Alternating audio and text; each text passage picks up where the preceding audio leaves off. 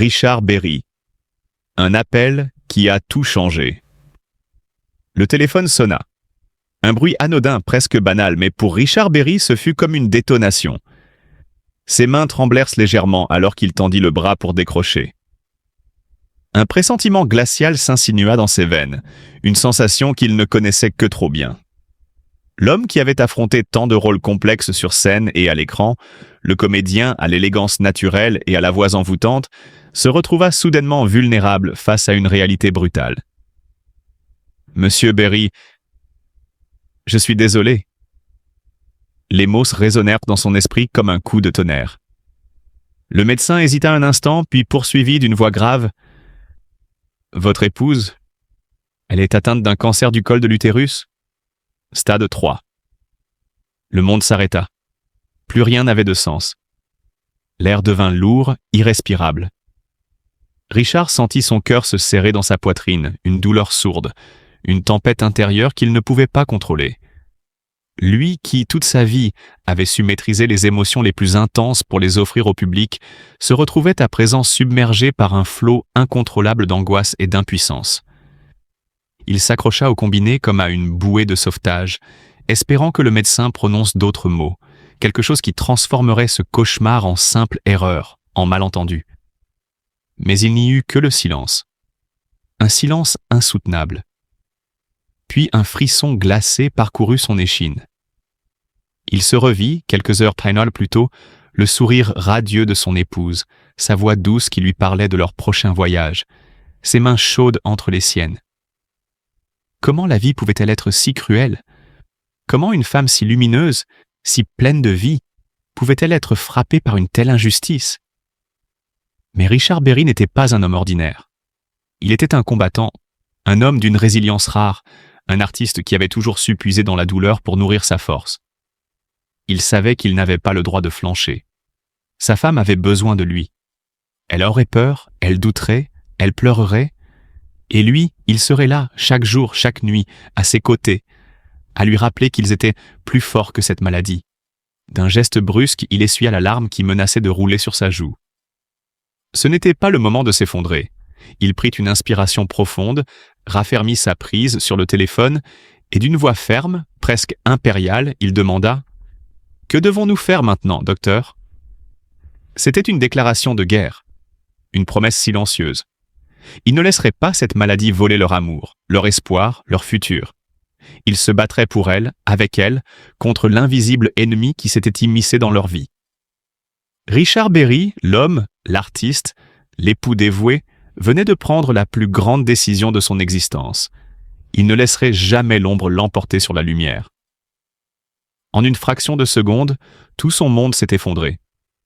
Richard Berry, malgré ses années sous les projecteurs et son succès incontesté, a toujours été un homme profondément marqué par son passé. Son enfance difficile, vécue dans une famille où l'amour et la tendresse étaient rares, a forgé en lui une fragilité qu'il a longtemps cherché à cacher derrière son charisme et sa passion pour le cinéma.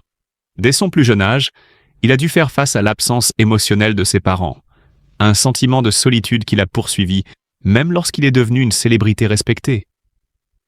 Ses souvenirs d'enfance étaient teintés de silence et de douleur, des moments où il rêvait d'une famille unie et chaleureuse qu'il n'a jamais vraiment eue. Et voilà que la vie, encore une fois, lui imposait une épreuve insoutenable.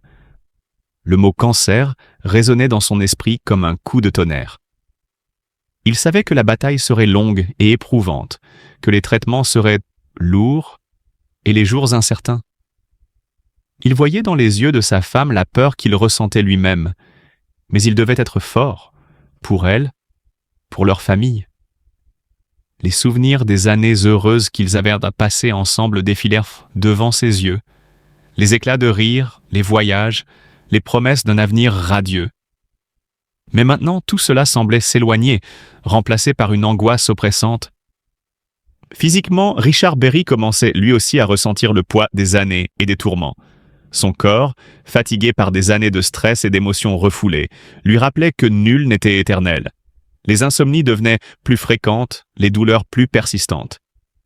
Il sentait une faiblesse inhabituelle, une lassitude qui s'accroissait au fil des jours. Lui qui avait toujours tenu tête aux difficultés de la vie se retrouvait face à une impuissance qu'il ne connaissait que trop bien, celle de ne pas pouvoir protéger ceux qu'il aime du malheur. Dans l'intimité de son foyer, le silence pesait plus lourd que jamais. Chaque soir, il regardait sa femme et voyait dans son regard une lueur de courage mêlée à une profonde tristesse. Il aurait tout donné pour échanger sa place avec elle, pour porter son fardeau et l'épargner de cette souffrance. Mais il n'avait d'autre choix que de l'accompagner dans ce combat, de lui tenir la main, de lui rappeler qu'il serait là, toujours, quoi qu'il arrive. Alors que la nuit tombait et que le monde autour de lui continuait de tourner, Richard Berry se retrouvait seul avec ses pensées. Il repensait à son enfance, à ces jours où il rêvait d'un avenir meilleur, à cette vie qu'il avait construite avec tant d'efforts. Il se demandait pourquoi le destin semblait toujours lui imposer des épreuves si lourdes. Mais au fond de lui, il savait qu'il devait avancer. Pour elle, pour leur amour. Pour la vie, aussi cruelle soit-elle. Parallèlement à sa carrière théâtrale, Richard Berry fait ses débuts au cinéma en 1974 avec une apparition dans La Gifle de Claude Pinoteau, aux côtés de Lino Ventura, Isabelle Adjani et Annie Girardot. Cependant, c'est en 1978 que sa carrière cinématographique prend un tournant décisif, lorsqu'il obtient son premier grand rôle dans Mon premier amour, d'Élie Chouraki, partageant l'affiche avec Nathalie Baye et Anouk Aimée. Ce rôle le révèle au grand public et marque le début d'une prolifique carrière au cinéma. Il enchaîne alors les collaborations avec des réalisateurs de renom, notamment Alexandre Arcadi, qui le dirige dans des films tels que Le Grand Pardon, Le Grand Carnaval, L'Union Sacrée et Pour Sacha. La vie personnelle de Richard Berry est également riche en événements marquants. En 1976, il devient père pour la première fois avec la naissance de sa fille Colleen, issue de sa relation avec la comédienne Katherine Heigl. Il connaît ensuite plusieurs unions, notamment avec la chanteuse et actrice Jean Manson en 1984, bien que leur mariage se termine 2 ans plus tard. Il se remarie ensuite avec l'actrice franco-britannique Jessica Ford, avec qui il a une fille en 1992, l'actrice Joséphine Berry.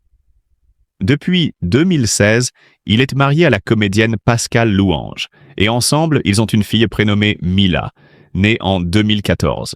Malgré les défis et les turbulences de sa vie sentimentale, Richard Berry a toujours su préserver une relation étroite avec ses enfants et sa famille.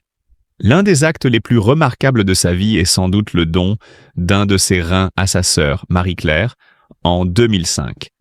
Atteinte du syndrome d'Alport, une maladie génétique entraînant une insuffisance rénale terminale, Marie-Claire avait déjà bénéficié d'une première greffe de rein 33 ans plus tôt, grâce au don de leur mère, Stella. Lorsque la maladie récidive, Richard n'hésite pas à se porter donneur pour sauver sa sœur. En 1999, un événement bouleverse la vie de Richard Berry. Victime d'un accident de moto avec son ami Patrick Timsit, il en ressort avec des côtes cassées. Cette expérience traumatisante le pousse à réévaluer ses priorités et à explorer de nouveaux horizons artistiques. Il décide alors de passer derrière la caméra et réalise son premier film, L'art délicat de la séduction, offrant à Cécile de France son premier grand rôle. Il poursuit sa carrière de réalisateur avec des films tels que Moi César, 10 ans et demi, 1,39 m et La boîte noire, démontrant ainsi sa polyvalence et son désir constant de se renouveler artistiquement. En 2018, Richard Berry revient sur les planches avec Plaidoirie, une pièce basée sur 5 grandes plaidoiries d'avocats, dont celle de Gisèle Halimi lors du procès de Bobigny en 1972.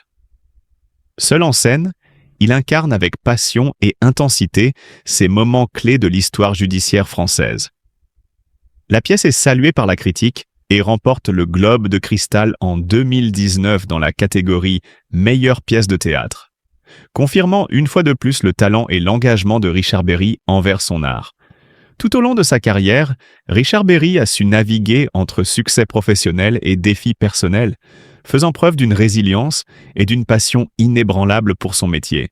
Son parcours est jalonné de rôles mémorables, de réalisations audacieuses et d'actes de générosité qui inspirent admiration et respect. À travers ses choix artistiques et ses engagements personnels, il incarne l'image d'un artiste complet, dont la vie et l'œuvre continuent de captiver et d'émouvoir le public. En entendant ces mots, ses mains se mirent à trembler, son cœur se serra, et une vague de douleur l'envahit. Comment affronter une telle réalité ? Personne ne devrait affronter seul une épreuve aussi cruelle. C'est pourquoi nous devons, en tant qu'êtres humains, faire preuve de compassion et de solidarité. Richard Berry, malgré sa notoriété, est avant tout un mari, un homme brisé par l'angoisse de perdre l'amour de sa vie. Soutenons-le, envoyons-lui nos pensées, nos prières, et surtout, n'oublions jamais que derrière chaque figure publique se cache une âme vulnérable. Aimons et encourageons ceux qui luttent contre la maladie, car un simple geste de réconfort peut illuminer même les jours les plus sombres. Et voilà ce qui pourra être un peu mieux demain. Donc le cœur du réacteur, c'est quand même le travail bien fait, l'estime de soi au travers du travail bien fait, et l'image qu'on se fait, qu'on a la possibilité de passer des journées où au fond on est fier de ce qu'on fait. Voilà, et on travaille, on produit, on fait des choses à la hauteur de ce que c'est que pour soi le travail bien fait, un cours bien donné, un cours bien préparé, à la hauteur de ce qu'est l'idéal de soi au travail.